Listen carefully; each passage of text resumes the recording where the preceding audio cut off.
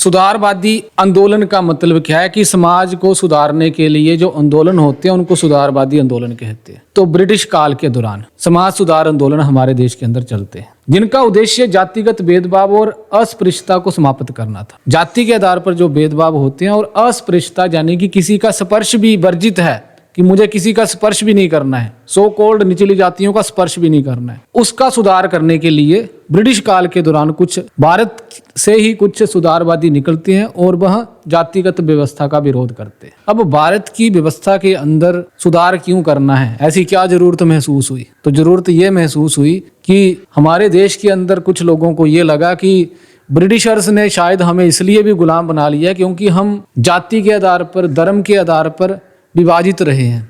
तो इसलिए उन्होंने बोला कि पहले तो अपने इंटरनल स्ट्रक्चर को भी हमें ठीक करना पड़ेगा। इन आंदोलनों का नेतृत्व समाज सुधारकों के द्वारा किया गया, जिन्होंने कठोर जाति व्यवस्था का विरोध किया और समानता और सामाजिक न्याय का समर्थन किया। तो ब्रिटिश काल के दौरान जाति की समाप्ति के लिए बहुत सारे आंदोलन चले थे और बहुत सारे समाज सुधारक आते हैं। तो पहला जो प्रयास किया गया था ब्रह्म समाज, बंगाल के अंदर मुख्य रूप से ये पाया जाता था। इसकी स्थापना राजा राम मोहन राय के द्वारा 1828 में करी गई थी। तो ब्रह्म समाज की स्थापना राजा राम मोहन राय के द्वारा करी गई थी। इनको एक और चीज के साथ आइडेंटिफाई किया जाता है, किसके साथ? सती प्रथा के साथ। राजा राम मोहन राय की भाभी थी, उनको भी सती होना पड़ा था, तो उस समय उन्होंने प्रण लिया था कि मैं इस व्यवस्था के खिलाफ आवाज उठाऊंगा, और इनके द्वारा ये आवाज उठाई गई और इन्हीं के प्रयासों के द्वारा ब्रिटिश सरकार के द्वारा सती प्रथा को कानूनी रूप से खत्म किया गया था। और यही ब्रह्म समाज न केवल सती प्रथा का विरोध कर रहा था, उसके साथ साथ जाति व्यवस्था का भी विरोध किया गया इसके द्वारा, और सार्वजनिक भाईचारे को बढ़ावा देने की बात इसके द्वारा करी गई। ब्रह्म समाज के द्वारा समानता के महत्व पर जोर दिया गया और जाति के आधार पर जो भेदभाव होता है और अस्पृश्यता जैसी सामाजिक बुराइयों को समाप्त करने की भी कोशिश इनके द्वारा करी गई। उसके साथ आता है आर्य समाज। इसकी स्थापना किसने करी थी? स्वामी दयानंद सरस्वती के द्वारा 1875 में करी गई। आर्य समाज के बारे में आज भी आप सुनते होंगे।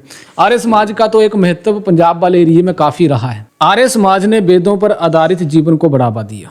तो 4 वेद मैंने आपको बताए थे। आर्य समाजियों के द्वारा कहा गया कि हमें वेदों की ओर वापस लौटना है। दयानंद सरस्वती जी के द्वारा ये नारा भी लगाया गया था कि हमें वेदों की ओर वापस लौटना है। आर्य समाज के द्वारा भी जाति व्यवस्था का विरोध किया गया। स्वामी दयानंद सरस्वती ने जाति को जन्म के बजाय गुण और कर्म पर आधारित माना। उन्होंने बोला कि जन्म के आधार पर नहीं है, बल्कि व्यक्ति का जो कर्म है, व्यक्ति का जो गुण है, जो व्यक्ति जिसमें काबिल है उसके अनुसार उसको काम मिलेगा। आर्य समाज ने सो कॉल्ड निचली जातियों की शिक्षा और उत्थान को प्रोत्साहित करने में महत्वपूर्ण भूमिका निभाई। इनके द्वारा अपने इंस्टीट्यूट्स खोले गए। आज के टाइम में आप डीएवी एक नाम सुनते हैं, दयानंद एंग्लो वैदिक स्कूल। किसके द्वारा शुरू किए गए थे? आर्य समाज के द्वारा ही शुरू किए गए थे। दयानंद एंग्लो वैदिक इसकी फुल फॉर्म है। फिर प्रार्थना समाज की बारी आती है। प्रार्थना समाज डॉक्टर आत्माराम पांडुरंग 1867 में इनके द्वारा शुरू किया गया था। विशेष रूप से महाराष्ट्र में ये सक्रिय रहता है और इसके द्वारा भी जातिगत भेदभाव का विरोध किया जाता है। इसके कुछ नेता थे जैसे न्यायमूर्ति महादेव, गोविंद रनाडे और डॉक्टर आर.जी. भंडारकर जैसे नेताओं ने अस्पृश्यता को समाप्त करने और निचली जातियों में शिक्षा को बढ़ावा देने के लिए सामाजिक सुधारों की वकालत की। इसके बाद आता है सत्यशोधक समाज। सत्यशोधक समाज की जो स्थापना करी गई थी वो ज्योतिराव फुले के द्वारा 1873 में करी गई थी। ये एक अग्रणी समाज सुधारक थे। इनके द्वारा गुलामगिरी नामक एक किताब लिखी गई। इनकी पत्नी का नाम सावित्रीबाई फुले था, जिनको भारत की प्रथम महिला शिक्षिका का दर्जा भी दिया गया है। ज्योतिराव फुले एक अग्रणी समाज सुधारक थे, जिन्होंने ब्राह्मणवादी वर्चस्व और निचली जातियों के प्रति भेदभाव के खिलाफ संघर्ष किया। तो ब्राह्मणवादी व्यवस्था क्या है? इसका मतलब आप ब्राह्मणों का विरोध मत समझना। इनके द्वारा उस व्यवस्था का विरोध किया गया जो एक स्टेटस को बनाए रखती है। स्टेटस को का मतलब क्या है? कि एक व्यवस्था को बनाए रखना कि ब्राह्मण का बेटा ब्राह्मण ही बनेगा, चाहे वह काबिल हो या ना हो। क्षत्रिय का बेटा क्षत्रिय ही बनेगा, वैश्य का बेटा वैश्य ही बनेगा, और शूद्र का बेटा शूद्र ही बनेगा। इसका उन्होंने विरोध किया और निचली जातियों के साथ जो भेदभाव होता है उसके खिलाफ इनके द्वारा संघर्ष किया गया। सत्यशोधक समाज के माध्यम से उन्होंने दलितों और पिछड़ी जातियों के अधिकारों का समर्थन किया। सिंपल सी भाषा में जिसको आप शेड्यूल कास्ट, ओबीसी कहते हैं, उनके अधिकारों का समर्थन किया। फुले ने महिलाओं की शिक्षा और पिछड़े समुदायों के उत्थान में भी योगदान दिया। तो बाद में बहुत सारे समाज सुधारक आते हैं जाति व्यवस्था को खत्म करने की, जिनके द्वारा बात करी जाती है। वो प्रेरणा लेते हैं ज्योतिराव फुले से, और इसी के साथ इनकी जो वाइफ थी वो भी काफी क्रांतिकारी थी। उनके द्वारा छोटी छोटी बच्चियों को शिक्षा उस समय दी जाती थी।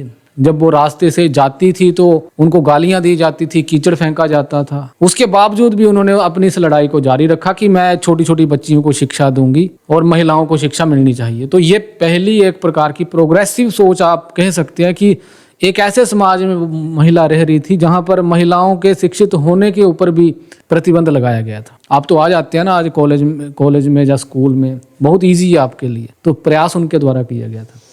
और तुम्हारे लिए अगर उसने इतनी मेहनत करी है, पत्थर खाए हैं, कीचड़ खाया है, गोबर खाया है, गालियां सुनी है, तुम लोगों को उसकी इंपॉर्टेंस समझनी चाहिए कि महिलाओं की शिक्षा के लिए वो बात करी। अब यही महिला अपना 100% टाइम किस में दे रही है, इसका चिंतन करने की जरूरत है तुम्हें। कल को मान लीजिए कि हिंदुस्तान में भी एक ऐसे लोग आ जाते हैं रूल करने वाले जो थोड़ी सी कंजर्वेटिव सोच के लोग हैं, जैसे तालिबान, जैसे अफगानिस्तान में आज के टाइम में हुआ है। अफगानिस्तान के बारे में जानते हैं ना, हमारा पड़ोसी देश पाकिस्तान है और अफगानिस्तान की बाउंड्री भी लगती है, पर पाक ऑक्युपाइड कश्मीर की वजह से वो वाला हिस्सा पाकिस्तान के कब्जे में है, इसलिए वो वाली बाउंड्री हमारी अफगानिस्तान के साथ नहीं लगती।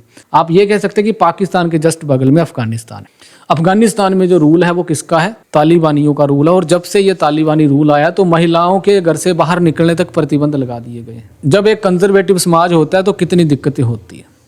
और जिस महिला को आज अवसर मिला है पढ़ने का, उसका ध्यान अगर 100% कहीं और है, तो मुझे लगता है कि फिर जिन्होंने आपके लिए लड़ाई लड़ी है, जैसे सावित्रीबाई फुले जैसी प्रोग्रेसिव लेडी ने आपके लिए लड़ाई लड़ी है, तो आप उसका क्या यूटिलाइजेशन कर रहे हैं? आपकी यूटिलाइजेशन इतनी सी है कि मैं तैयार होके आ गई, मुझे थोड़ी सी फ्रीडम मिल गई, पहुंच गई कॉलेज, बस अब जल्दी से नंबर मिला दो, इतनी सी फ्रीडम है। इस फ्रीडम का इतना सा यूज कर रही हो तुम लोग। हो सकता है कि कोई लड़की ना भी कर रही हो, पर मेजोरिटी ऑफ द तो कर रही है ना। मेजोरिटी यानी कि बहुमत में 50 लड़कियां हैं तो 45 या 46 लड़कियां यही कर रही हैं। 4-5 को आप दरकिनार कर दीजिए। या उनकी मजबूरी भी हो सकती है कि हो सकता है उनके पास फोन ही ना हो, उसमें भी कुछ बुराई नहीं है, बट 100% टाइम आपका उसमें जा रहा है।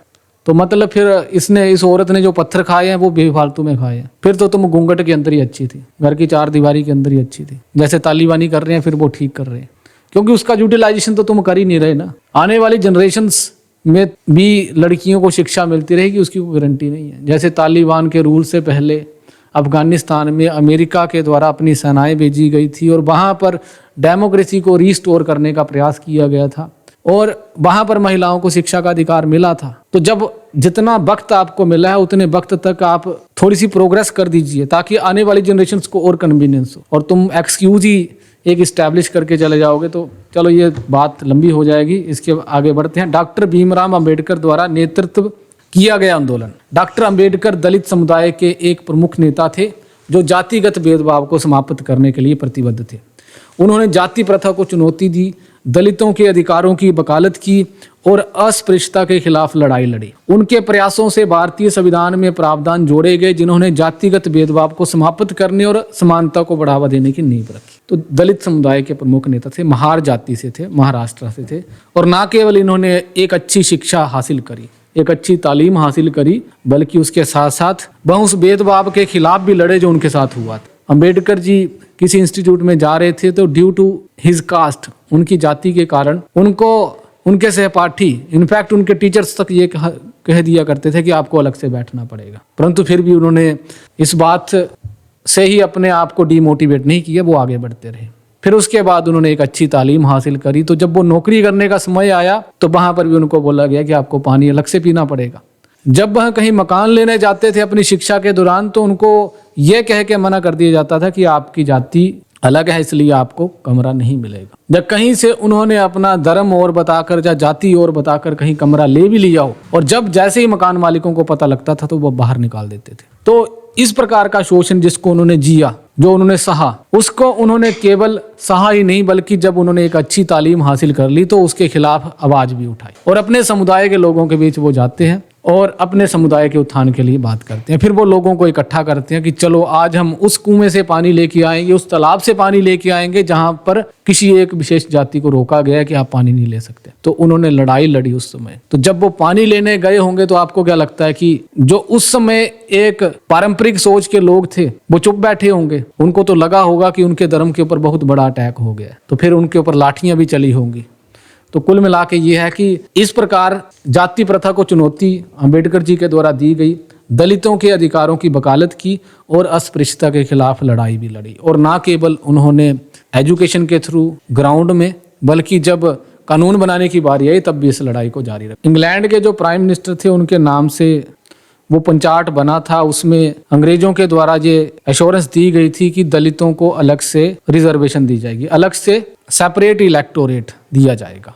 अच्छा, सेपरेट इलेक्टोरेट क्या है? 1909 में सबसे पहले सेपरेट इलेक्टोरेट दिया गया कि मुस्लिम केवल मुस्लिमों को ही वोट देंगे। 1919 के एक्ट में सिखों को भी दिया गया। अब अंबेडकर जी के द्वारा यह डिमांड करी जा रही थी कि हम दलितों को भी अलग से ही सेपरेट इलेक्टोरेट दिए जाए, कि दलित केवल अपने नुमाइंदों का चुनाव करेंगे। इसके विरोध में गांधी जी बैठ जाते हैं धरने में, जेल के अंदर ही। तो फिर उसके बाद गांधी जी और अंबेडकर जी के बीच जो समझौता होता है उसको आप क्या बोलते हैं? पूना पैक्ट। पूना पैक्ट हुआ था। उसमें कहा गया था कि दलितों को सेपरेट इलेक्टोरेट तो नहीं दिया जाएगा, परंतु उनको रिजर्वेशन जरूर दी जाएगी।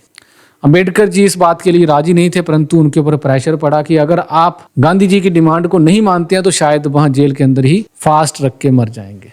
तो अंबेडकर जी अल्टीमेटली मान जाते हैं, परंतु जिस तरीके की सुधार की मांग अंबेडकर जी कर रहे थे वैसी व्यवस्था तो नहीं बन पाई, परंतु रिजर्वेशन का प्रावधान कर दिया गया। तो अंबेडकर जी के द्वारा ये लड़ाई लड़ी गई। और जब संविधान बनाने की बारी आती है, मसौदा समिति के चेयरमैन कौन थे? अंबेडकर जी थे। किस समिति के थे? ड्राफ्टिंग कमेटी के चेयरमैन अंबेडकर जी थे। तो इनके द्वारा संविधान में भी जातिगत भेदभाव को समाप्त करने और समानता को बढ़ावा देने की नींव रखी गई। तो उस समय डिबेट ये भी उठी थी कि हम समाज में सुधार कर रहे हैं, जाति व्यवस्था को हमने क्यों, समाज सुधार से हम ठीक करेंगे। तो अंबेडकर जी ने बोला कि समाज सुधारक तो बहुत आए हैं, परंतु क्या जाति व्यवस्था ठीक हुई है? उन्होंने बोला समाज सुधार भी चलते रहेंगे साइड बाय साइड, परंतु हमें पॉलिटिकल रिजर्वेशन दी जाए, हमें राजनीतिक आरक्षण दिया जाए और हमें शैक्षणिक संस्थानों में और सरकारी नौकरियों में आरक्षण दिया जाए। सामाजिक और धार्मिक सुधार आंदोलन अन्य सुधारवादी समूहों और व्यक्तियों जैसे कि केरल में नारायण गुरु, तमिलनाडु में ईवी पेरियार, ईवी रामास्वामी और सिख धर्म की समतावादी शिक्षाओं ने भी जाति व्यवस्था को कमजोर करने में योगदान दिया। इन आंदोलनों ने सामाजिक समानता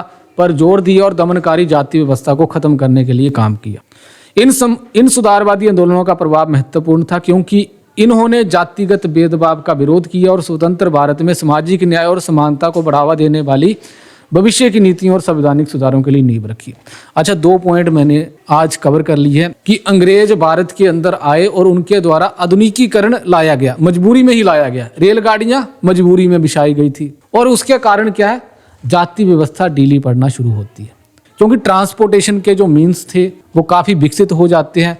एक व्यक्ति एक जगह से दूसरी जगह में इजीली जा सकता है, तो उसके कारण समाज सुधारक जो थे उनका मैसेज भी दूर तक फैल सकता था। तो ना केवल अंग्रेजों के लिए ही ये बेनिफिशियल थे ट्रांसपोर्टेशन के मीन्स, कम्युनिकेशन के मीन्स, बल्कि समाज सुधारकों के लिए भी इम्पोर्टेंट थे। उसी के साथ भारत के अंदर जो समाज सुधारक थे उन्होंने कहा कि हमारा देश गुलाम है, उसका कारण एक्सटर्नल तो है, बाहरी तो है, परंतु उसका एक कारण आंतरिक भी है, क्योंकि हमारा समाज तो विभिन्न प्रकार की भ्रांतियों से बंटा हुआ है। इसलिए इस प्रकार की भ्रांतियों को खत्म करना जरूरी है। उनमें से एक जो कमजोरी थी वो जाति व्यवस्था थी। अब उन्होंने कहा कि जब तक हम इस जाति व्यवस्था को खत्म नहीं करेंगे तब तक सिस्टम ठीक नहीं होगा।